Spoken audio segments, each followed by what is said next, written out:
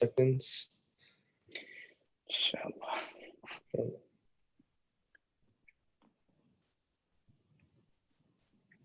You can start. أعوذ بالله من الشيطان الرجيم. بسم الله الرحمن الرحيم. يا أيها الناس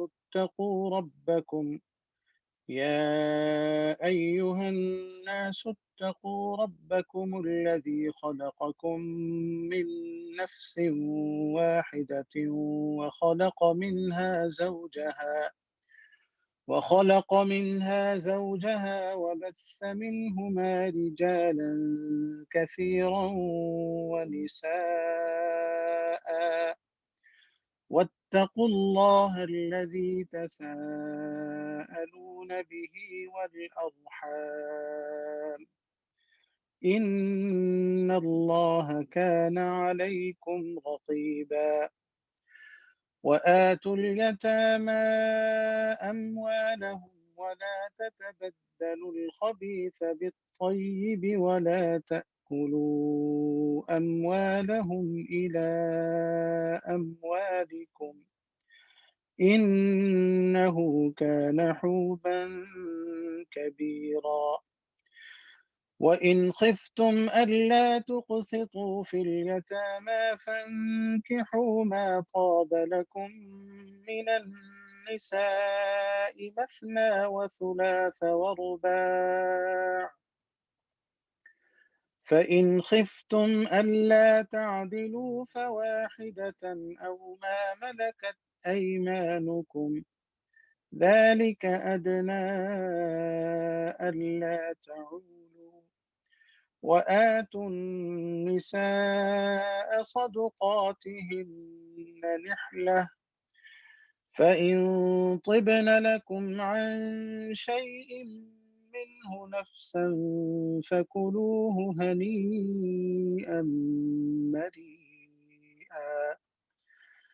ولا تؤتوا السفهاء أموالكم التي جعل الله لكم قياما وارزقوهم فيها واكسوهم وقولوا لهم قولا معروفا. وابتلوا اليتامى حتى إذا بلغوا النكاح، فإن آنستم منهم رشدا فادفعوا إليهم أموالهم ولا تأكلوها إسرافا وبدارا أن يكبروا. ومن كان غنيا فليستعفف، ومن كان فقيرا فليأكل بالمعروف. فإذا دفعتم إليهم أموالهم فأشهدوا عليهم وكفى بالله حسيبا.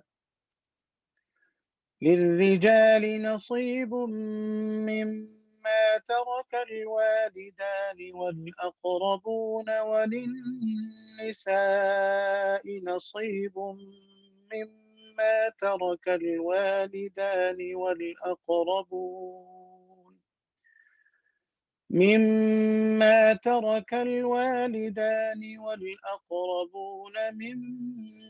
قل منه أو كثر نصيبا مفروضا. وإذا حضر القسمة أولو القربى واليتامى والمساكين فارزقوهم منه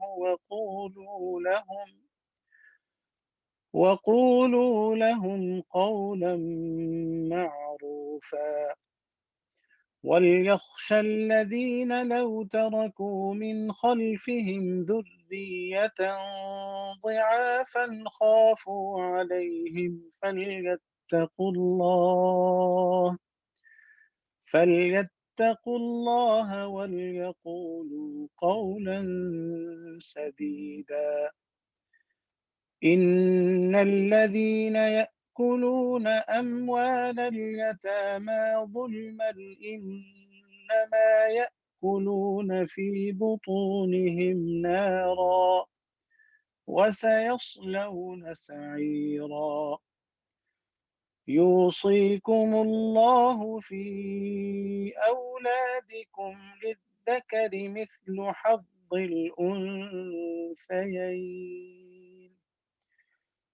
فإن كن نساء فوق اثنتين فلهن ثلثا ما ترك، وإن كانت واحدة فلها النصف، ولأبويه لكل واحد منهما السدس مما ترك إن كان له ولد، فإن لم يكن له ولد وورثه أبواه فلأمه الثلث، فإن كان له إخوة فلأمه السدس من بعد وصية يوصي بها أو دين. آباؤكم وأبناؤكم لا تدرون أيهم أقرب لكم نفعا، فريضة من الله، إن الله كان عليما حكيما. ولكم نصف ما ترك أزواجكم إن لم يكن لهن ولد، فإن كان لهن ولد فلكم الربع مما تركن من بعد وصية يوصين بها أو دين، ولهن الربع مما تركتم إن لم يكن لكم ولد، فإن كان لكم ولد فلهن الثمن مما تركتم من بعد وصية توصون بها أو دين. وإن كان رجل يورث كلالة أو امرأة وله أخ أو أخت فلكل واحد منهما السدس، فإن كانوا أكثر من ذلك فهم شركاء في الثلث من بعد وصية يوصى بها أو دين غير مضار، وصية من الله والله عليم حليم. تلك حدود الله، ومن يطع الله ورسوله يدخله جنات تجري من تحتها الأنهار خالدين فيها، وذلك الفوز العظيم. ومن يعص الله ورسوله ويتعد حدوده يدخله نارا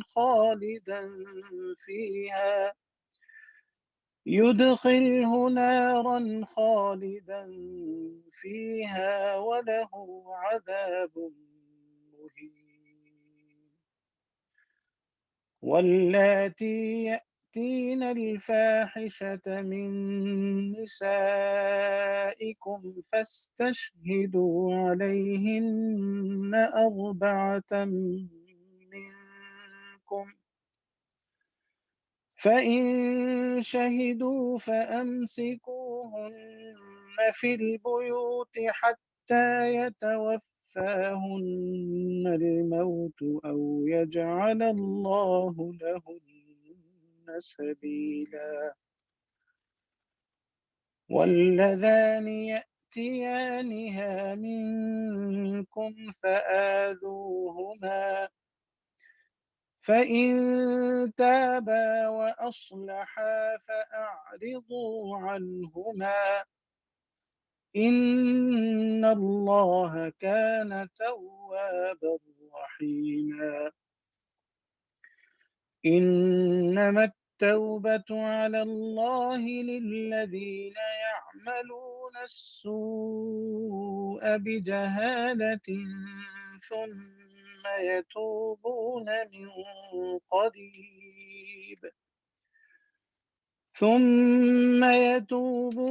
من قريب فأولئك يتوب الله عليهم، وكان الله عليما حكيما. وليست التوبة للذين يعملون السيئات حتى إذا حضر أحدهم الموت قال إني تبت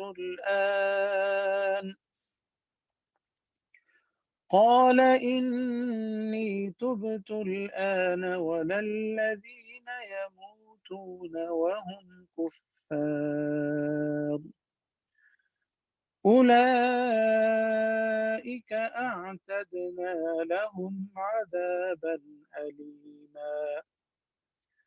يا أيها الذين آمنوا لا يحل لكم أن ترثوا النساء كرها ولا تعضلوهن لتذهبوا ببعض ما آتيتموهن إلا أن يأتين بفاحشة مبينة وعاشروهن بالمعروف،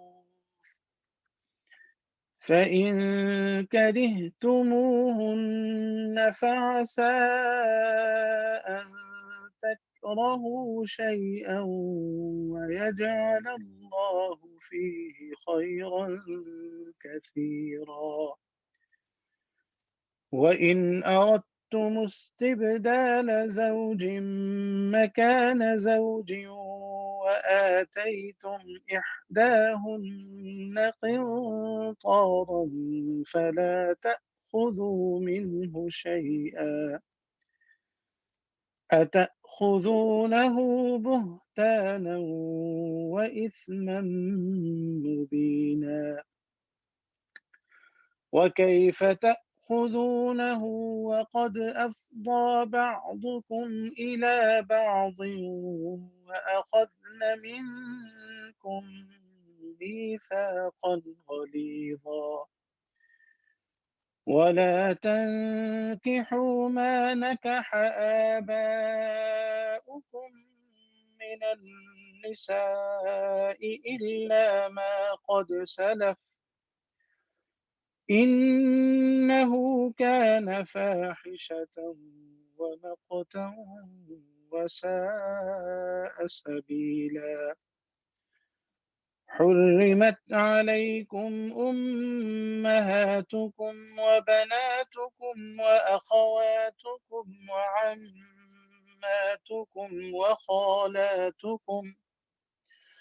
وعماتكم وخالاتكم وبنات الأخ وبنات الأخت وأمهاتكم اللاتي أرضعنكم وأخواتكم من الرضاعة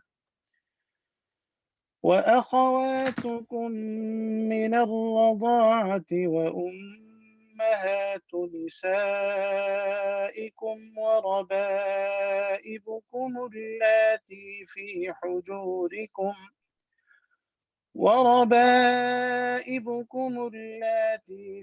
حجوركم من نسائكم اللاتي دخلتم بهن،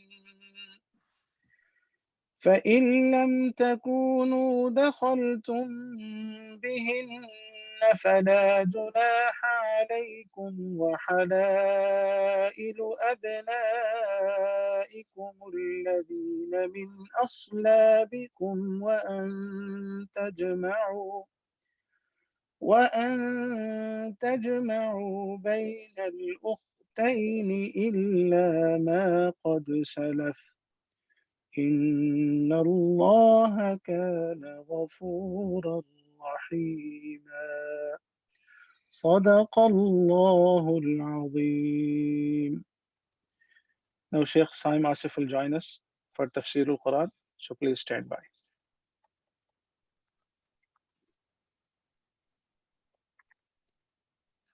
Assalamu alaikum wa rahmatullahi wa barakatuh. إن الحمد لله نحمده ونستعينه ونستغفره ونؤمن به ونتوكل عليه ونعوذ بالله من شرور أنفسنا ومن سيئات أعمالنا من يهدي الله فلا مضل له ومن يضلله فلا هادي له ونشهد أن لا إله إلا الله وحده لا شريك له ونشهد أن محمدا عبده ورسوله أما بعد فقد قال الله تعالى في القرآن العظيم بعد أعوذ بالله من الشيطان الرجيم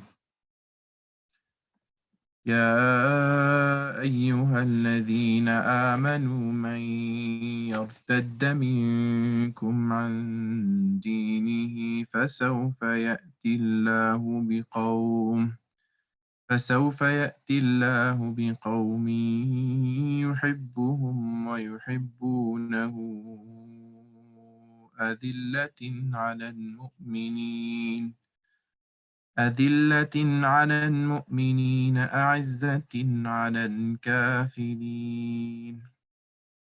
يجاهدون في سبيل الله ولا يخافون لومة لائم ذلك فضل الله يؤتيه من يشاء والله واسع عليم. صدق الله العظيم. Alhamdulillah, the great blessing of Allah subhanahu wa ta'ala for us to be once again remembering His name. And this is such a great thing that the ulama mentioned that the pious slaves of Allah subhanahu wa ta'ala, when they sit in gatherings remembering Allah subhanahu wa ta'ala, this is actually a proof for Allah subhanahu wa ta'ala against the angels. Why? Because we didn't get to go into the story of Adam alayhi salam in Surah Baqarah because there were so many things to cover. But briefly, we know the story of Adam alayhi salam, that Allah subhanahu wa ta'ala created Adam alayhi salam, and the angels, they asked Allah subhanahu wa ta'ala, they weren't questioning Allah's wisdom now, but they just wanted to know what the wisdom was behind the creation of Adam alayhi salam. He said, "Ataj'alu fiha ma yufsidu fiha wa yasfiku ad-dima." Are you putting someone on the face of the earth who will cause mischief and wreak havoc on the earth? Wa yasfiku ad-dima, and he will shed blood on the face of the earth. Wa nahnu nusabbihu bihamdika wa nuqaddisu lak. While you have us here who are constantly praising you and glorifying you. And Allah subhanahu wa ta'ala said, Inni a'lamu ma la ta'lamun. Indeed, I know that which you do not know. So the angels here are questioning Allah because they see that Allah is giving these human beings free will and they can do whatever they want. So now these same people, they're going to, because they have free will, it's natural that many of them will cause mischief, and many of them, or probably the majority of them, won't even be believers, and they will cause so much bloodshed, etc., and cause corruption on the earth. So, but Allah subhanahu wa ta'ala said that I know that which you do not know.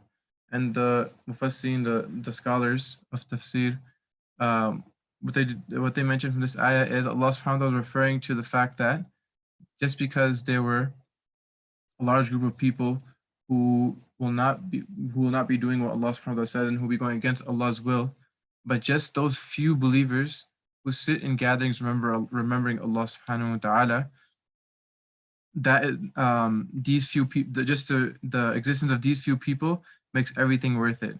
As we know that the existence, if there was supposed to be good that exists, along with evil is better than there no good existing at all, right? So it is, so Allah subhanahu wa ta'ala, when he said, I know that which you not know, he's actually talking about people like us who are believers, yet they have not seen Allah subhanahu wa ta'ala, but they're sitting in gatherings. They have free will.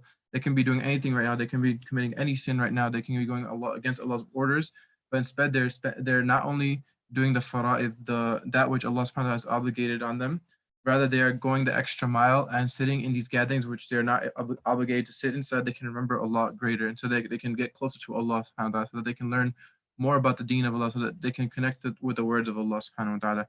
This is why it's mentioned in a hadith that when a group of people sitting in gathering are sitting in a gathering, then Allah mentions them to the angels, right? And in other narrations it mentioned that Allah subhanahu wa ta'ala, he boasts about them to the angels. And so the ulama mentioned in the explanation what exactly is he boasting about?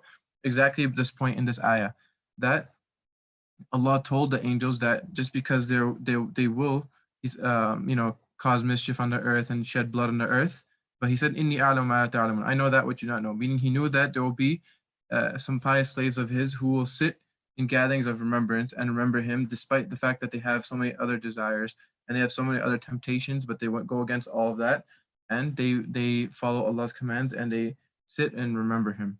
So that is why Allah subhanahu wa ta'ala proudly remembers our names to the angels. So we should all thank Allah subhanahu wa ta'ala for giving us the ability, for giving us the inclination, for making the means easy for us to sit and listen to such talks of the deen, talks about the greatness of Allah subhanahu wa ta'ala. Moving forward, so yesterday we spoke about a few things, a few different ayat. We spoke about the importance of salam. We spoke about the Quran, how it's perfect, and that is a sign of it is being directly from Allah. We spoke about justice and how Islam's version of justice is the greatest version of justice. And we spoke about the statement of Jahiliyyah that they had, which is help your brother whether he is an oppressor or oppressed. But how Rasulullah sallallahu alaihi wasallam, he took the same statement but gave it an Islamic spin. And he said that helping the oppressor means that you prevent him from his oppression, not the invalid meaning which the disbelievers of Mecca before in the time of Jahiliyyah used to take, which is that whether your brother, meaning your friend or the person of your tribe, whether he is correct or not, whether he is a true oppressor or not, you have to help him out. So even if he is killing somebody unjustly, you have to help him out. That was their meaning. But Nabi sallallahu alaihi wasallam, he fixed this meaning and he gave it a correct meaning. Then we spoke about this. We spoke briefly about the qualities of the believers and the qualities of the hypocrites and the qualities of the kuffar that are mentioned in the Quran. And I mentioned here one of those that's mentioned in Surah An-Nisa, the qualities of the hypocrites that is mentioned. And we mentioned an important point to clarify that when we say that we should fear being like the hypocrites, we don't mean the hypocrites in belief. There are two types of hypocrites. Hypocrites in belief, there's nifaq amali, the hypocrisy in your action, and there's nifaq i'tiqadi. There's hypocrisy that relates to your belief. So we have to, definitely ask Allah subhanahu wa ta'ala to protect us from nifaq and from hypocrisy in our belief, which means to believe outwardly to proclaim that you're a Muslim, but in reality, from the inside, you are disbelieving in Allah subhanahu wa ta'ala. Inshallah, we ask Allah for protection from this. But when we're talking about us fearing being like the munafiqeen, the hypocrites, we are talking about nifaq amali, that hypocrisy which relates to action. Basically saying one thing but doing another thing, right? We proclaim to be believers, but we are doing actions which are closer to the actions of those hypocrites. So we mentioned that one of the actions, one of the attributes of the hypocrites is إِذَا قَامُوا إِلَى الصَّلَاةِ قَامُوا كُسَالَى. When they stand up for prayer, they do it half-heartedly. Another translation you could say is lazily, only to be seen by the people and without remembering, hardly remembering Allah subhanahu wa ta'ala as well, at all. So we see that we look at our own salah, and I mentioned yesterday some stories of the Sahaba radiallahu anhum, how they used to be in salah. Mentioned that they used to be completely motionless and as if a peg is driven into the ground, and you see their ruku' and sujood were so long that birds would literally come and perch on their backs, and they would have no idea what is going on around them. There's so many multiple stories that are mentioned. One is that a Sahabi, his son was wrapped up by a snake. It was right next to him while he was in salah, but he literally didn't even realize. Right? Obviously, if somebody who's close to you is in such a situation where their life is at danger, then you are ordered to break your salah and to save their life. But you see this Sahaba radiallahu anhum over here, he is excused because he literally was so engrossed in his salah that he didn't even realize that happened. So that was a level of their salah, that they literally didn't know what was going on around them. They were so engrossed and engaged in their salah. They realized what the reality of salah is, that you're literally standing in front of Allah subhanahu wa ta'ala. You're literally discharging such a great responsibility that Allah subhanahu wa ta'ala has placed on our shoulders. So that is the salah that we have to strive to attain, and we have to try to move away and from the salah of the munafiqeen. May Allah grant us all khushu in salah. So I just wanted to add today some practical steps that we can take in order to gain khushu, and may Allah subhanahu wa ta'ala grant us all, including myself, may Allah grant us all khushu and concentration in our salah, because it is really one of the most difficult things to attain. But once it is attained, then it makes salah such an amazing endeavor, and it makes salah such an action which is filled with pleasure, and we end up starting looking forward to praying salah rather than seeing it as a burden on ourselves. So some of the practical steps that the scholars mentioned, one is that remember Allah. This is a very important one. Remember Allah more throughout the day, especially before salah. So you see, the fact of the matter is that the thing we're going to remember in salah the most is that which we are engaged in the most, or our mind is occupied with the most throughout the day. You see, so if your mind is, for example, if you're really busy with work the entire day, then most likely during salah you're going to be thinking about your business as well. If you're really stressed about some test the entire day, you're studying your finals coming up, and the entire day you're just focused on that, then the fact of the matter is most likely in your salah as well, you're going to be remembering the test. And similarly, whatever you can take that and apply it across the board. Whatever you're doing, whatever you're thinking about throughout the entire day, that's what you're going to be thinking about in salah. So if we make if we take practical steps to start remembering Allah subhanahu wa ta'ala more throughout the day, and there are many ways to do so. We mentioned some before. Tasbih, saying subhanallah. This is a very easy one. Just doing dhikr in general, saying subhanallah, alhamdulillah, Allahu akbar, astaghfirullah, asking Allah forgiveness, sending salat on Nabi sallallahu alayhi wasallam. These are all things that we can literally do while walking around, while driving. This is something that we can fill up our empty time, because at the end of the day, if we really focus on our day, if we really focus on what we do throughout the day, there are so many times where we're literally doing nothing, but we don't realize it. For example, while we're walking, most of the time we see this as empty time, so we just pull out our phones and we start checking it. But we can literally just spend that time. We can spend that time productively and do dhikr while we're walking, or while we're driving. While we're going up steps, while we're doing menial tasks. For example, if we have to wash dishes, you can remember Allah subhanahu wa ta'ala the entire time instead of just thinking about random things.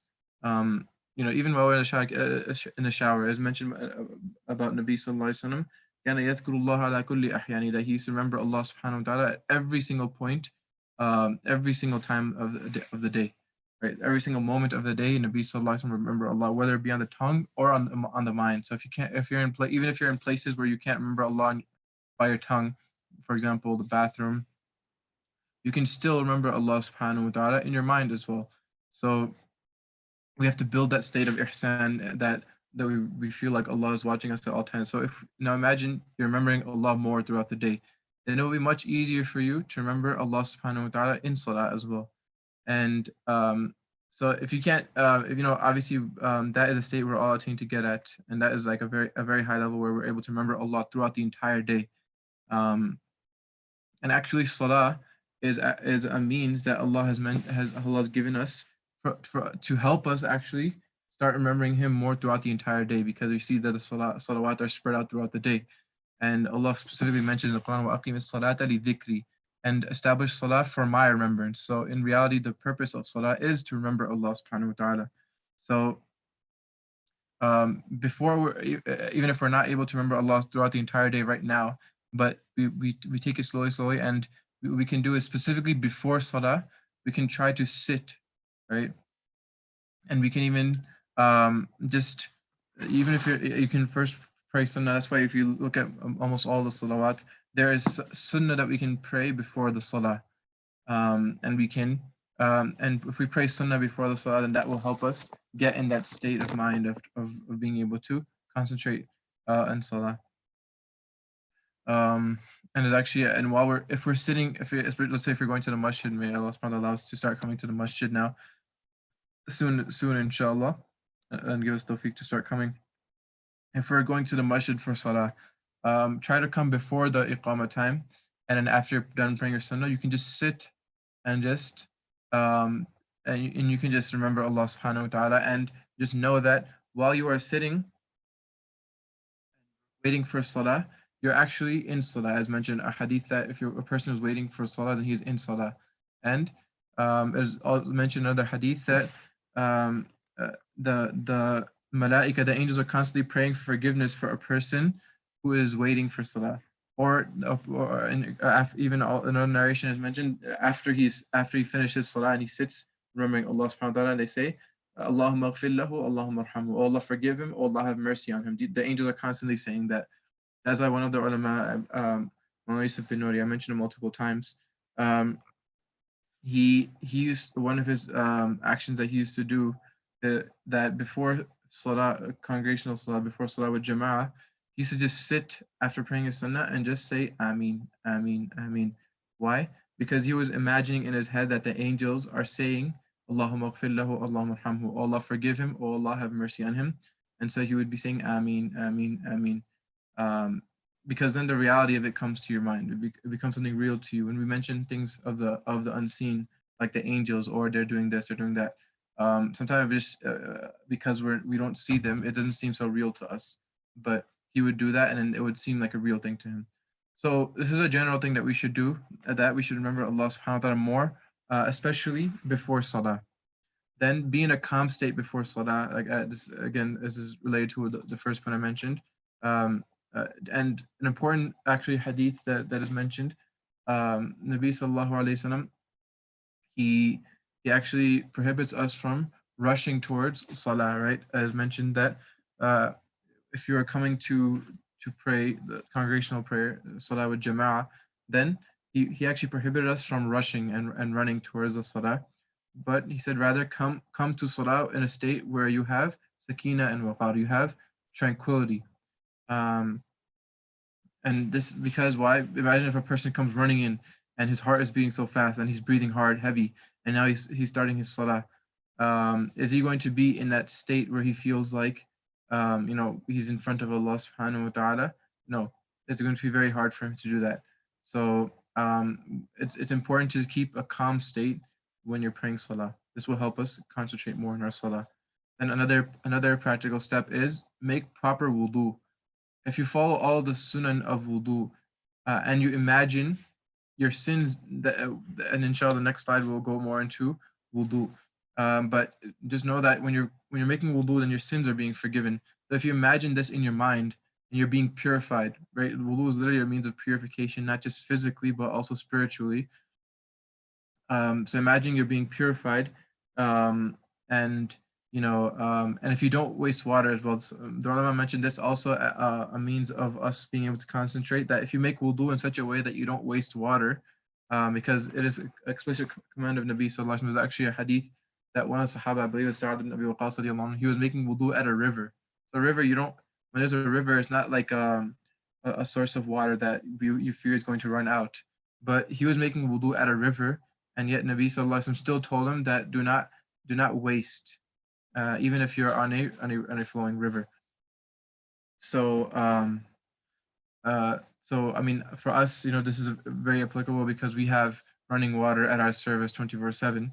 So sometimes we don't really realize how much water we waste. So if you try to make wudu with minimum amount of water as possible, you actually see in your salah that you will be able to concentrate more because you're following the sunan of wudu, right? To make a proper wudu, you can actually make wudu with khushu' and khudu' as well if you keep in mind that your sins are being forgiven, instead of hastily just splashing water on ourselves.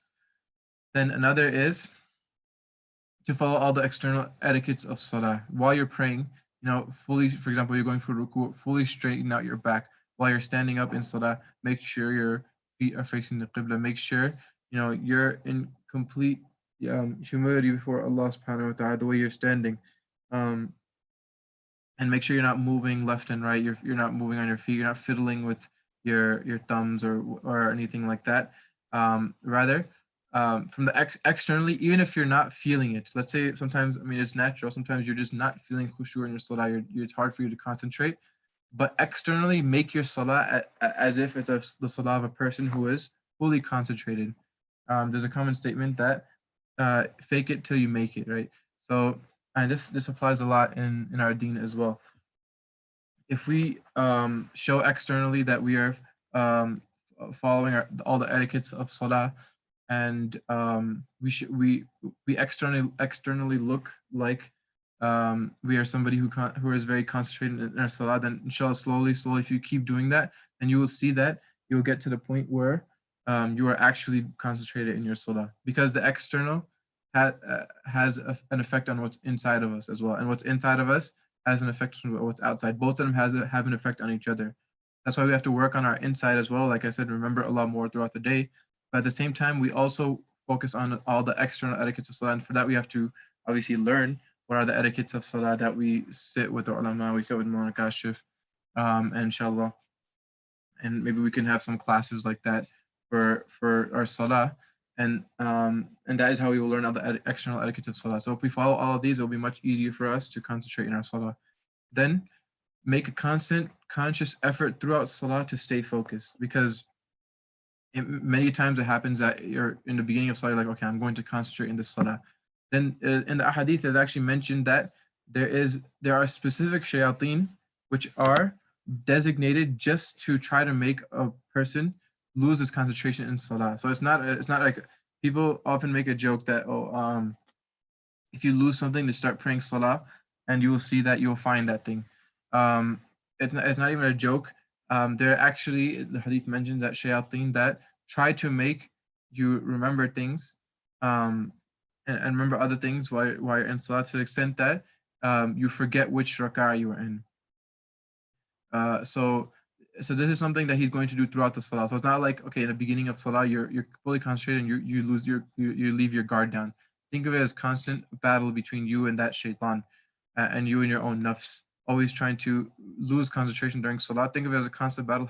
Always be conscious that there is a shaitan who is specifically trying to make you lose your focus. And throughout the salah, keep your mind focused. You divert your attention a little bit, you bring it back. That's something that you consciously have to do. It's not something that's going to automatically happen.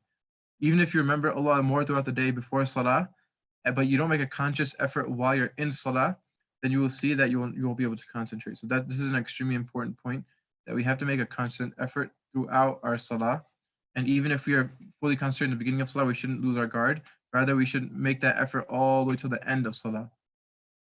Then another thing which can help us in our khushu' and our concentration in our salah, help us achieve the salah like that of the Sahaba and Nabi Sallallahu Alaihi Wasallam, is to learn Arabic, or at least the meanings of whatever is recited in salah, right? And inshallah, we can go to Mawlana Kashif, and he can help guide our Hafiz Abaidullah, Imam Sahib. They can help us with resources through which we can find the meanings of whatever is recited in salah. but knowing the meaning helps a lot because it's very obvious how it can help, because now whatever you're saying in salah, if you know what it means, then it will be much more meaningful. So, and learning Arabic will obviously be the best, because now everything that's recited, even the Quran that's being recited, you're understanding. Even in Tarawih, you have the picture in your mind of what is going on. Then another is practice, right? Just like in any sport, for example, before the actual game, the main match, main game, you have practice beforehand. And if a person goes straight into the game without practicing, then obviously he won't be fully prepared and he won't be on top of his game.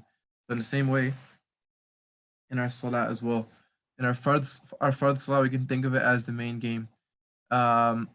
So we have to be fully, we have to be on top of our game, so to speak, when we're in our fard salah. So that means we have to practice in our sunnah and our nawafil. And some of the ulama actually recommend that we should actually specify 2 rakat of our day solely for building our khushu', for practice, basically. So what you should do is say that, okay, I'm going to pray these 2 rakats, and in these 2 rakats, I'm only going to concentrate on Allah subhanahu wa ta'ala. And if I lose track of Allah subhanahu wa ta'ala in these 2, so then I'm going to start again after I finish the 2 rakat. Then I'm going to start 2 rakat again, and I'm going to keep going until I pray 2.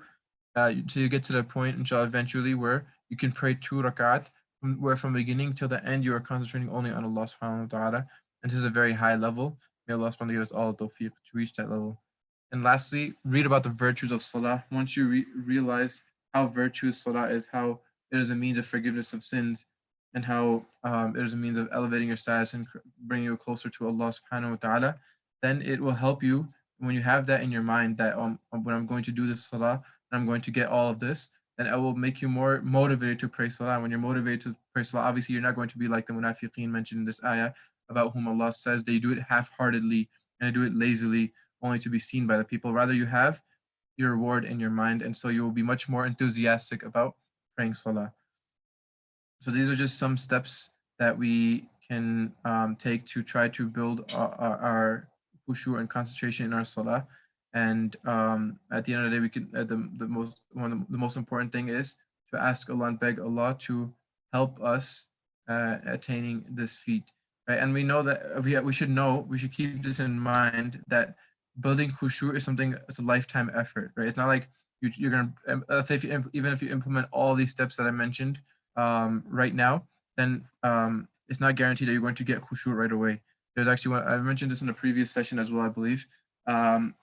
Thabit al-Bunani rahimahullah, he was one of the companions of Anas ibn Malik radiallahu anhu. He was a Tabiri. So he was known for somebody who was very concentrated, and he had so much love for salah that he had actually said that, oh Allah, if you are going to allow anybody to pray salah in his qabr, in his grave, then allow me to pray in my grave. So imagine for us, we look forward to the hereafter because there's no more ibadah left, no more worship. But he had so much love for salah that he begged Allah to allow him to pray in his grave as well. So, but he didn't get to that state overnight, right? He said, كَابَتُ الصَّلَاةَ 20 عَامًا ثُمَّ تَنَعَّمْتُ بِهَا 20 عَامًا. That I struggled with my salah. It was something which was hard upon me. I struggled with it for 20 years. But what was the result after 20 years? He said, ثُمَّ تَنَعَّمْتُ بِهَا 20 عَامًا. Then after 20 years, the next 20 years, I found great pleasure in my salah. So after a result of toiling and working hard and going against your nafs for 20 years, trying to implement all these steps, then he was able to get to such a high level. And don't worry, we shouldn't become despondent that, oh, I can't wait 20 years for my khushu'. Allah will definitely start showing you some results right away. And Allah, we see that Allah subhanahu wa ta'ala many times, when we start actions, He gives us some special attention, some special signs in order to give us motivation to continue. So in the beginning, inshallah, you'll definitely see big changes in our salah. But I'm talking about reaching that such a high level of love for salah that you literally, that's your life, that's what you live for. So may Allah subhanahu wa ta'ala grant us ability, and myself first and foremost, to take all of these steps and to build our khushu' in our salah, and for our salah to become like the salah of the believers and not like the salah of the hypocrites. There are a couple of other points I wanted to mention. I guess I'll just mention this one slide, and the next one will go over tomorrow, inshallah. This time is almost done. So the next ayah, Allah subhanahu wa ta'ala mentions, this is known as in the books of fiqh as the ayah of wudu, right? This is the ayah in which the fara'id of wudu are established. We may have heard that there are 4 fara'id of wudu. There are different things. There's those acts which are sunnah in wudu, those acts which are fard in wudu. So normally it is recommended we should fulfill all the sunnah of wudu, and hopefully since we were young, what we have learned when we make wudu is actually the sunnah method of wudu, right? Which is, first wash your hands, then rinse your mouth, then wash your nose, then wash your face, then your arms, then do masah, then wash your feet, do miswak after you. So that's all the sunnah method of making wudu, and that is the method we should always do in normal circumstances. But if you're in a situation, let's say if you have less water, or there's many different situations where you might need to make just the essentials. So the essentials are mentioned as ayah, right? For making wudu. So that's why it's known as the ayah of wudu. But what I wanted to focus on was the end of the ayah. It's a quite long ayah. It's the 6th ayah in Surah Ma'idah. The end of the ayah, Allah subhanahu wa ta'ala says, مَا يُرِيدُ اللَّهُ لِيَجْعَلَ عَلَيْكُم مِّنْ حَرَجٍ وَلَكِنْ يُرِيدُ لِيُطَهِّرَكُمْ وَلِيُتِمَّ نِعْمَتَهُ عَلَيْكُمْ لَعَلَّكُمْ تَشْكُرُونَ. Allah says, it is not Allah's will to burden you, but rather it is His will to purify you and complete His favor upon you, so perhaps you will be grateful. So Allah subhanahu wa ta'ala is telling us that wudu in general, and we can take wudu specifically, and also in general, all of the commandments of Allah subhanahu wa ta'ala, all the things which He has made obligatory on us, it is not His will to burden us, but وَلَكِنْ يُرِيدُ لِيُطَهِّرَكُمْ, but He wants to purify you and complete His favor upon you, so that perhaps we will be grateful.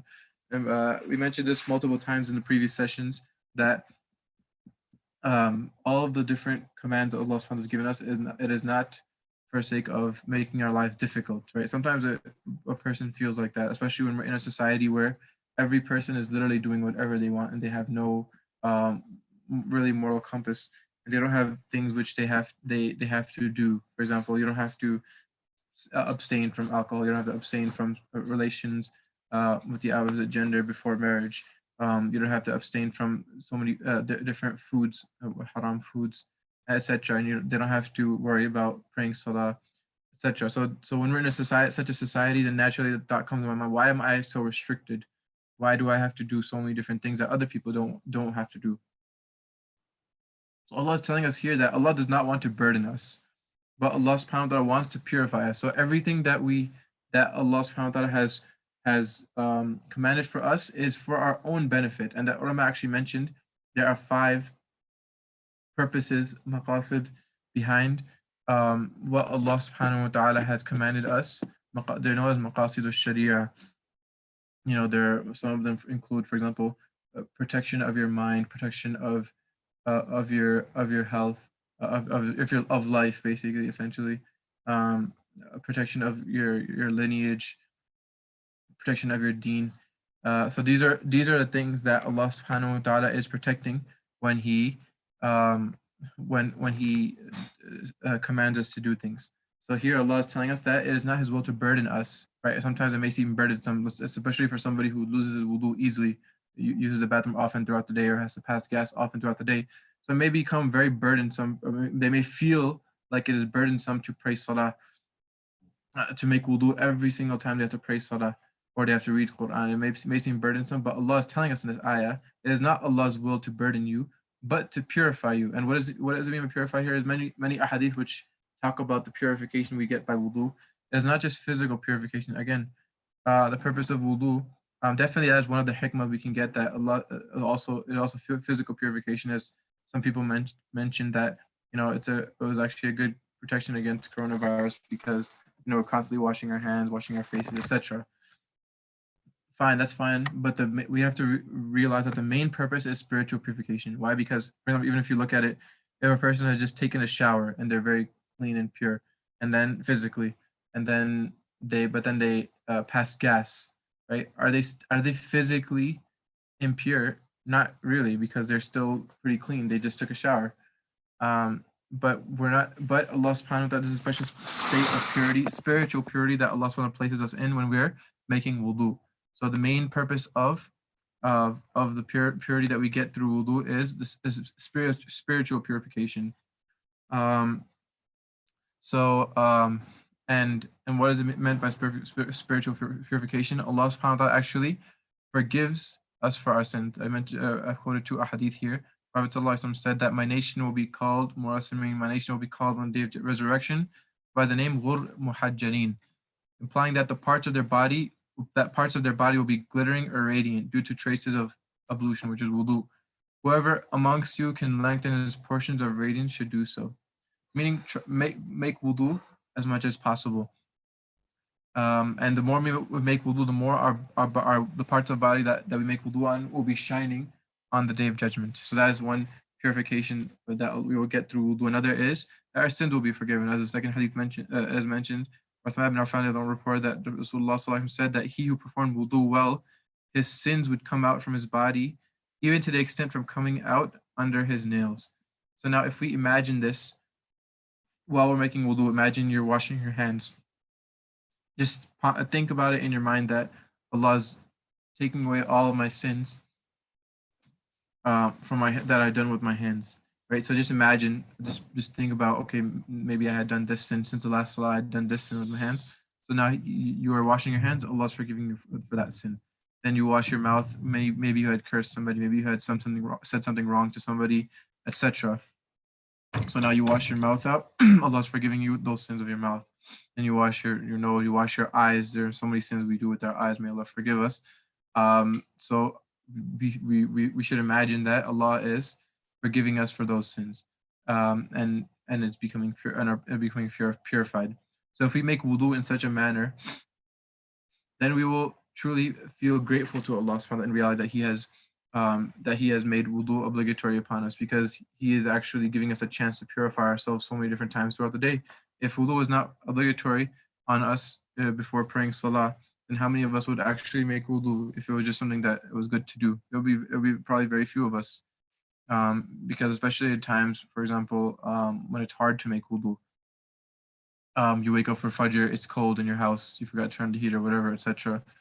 It is hard to make wudu.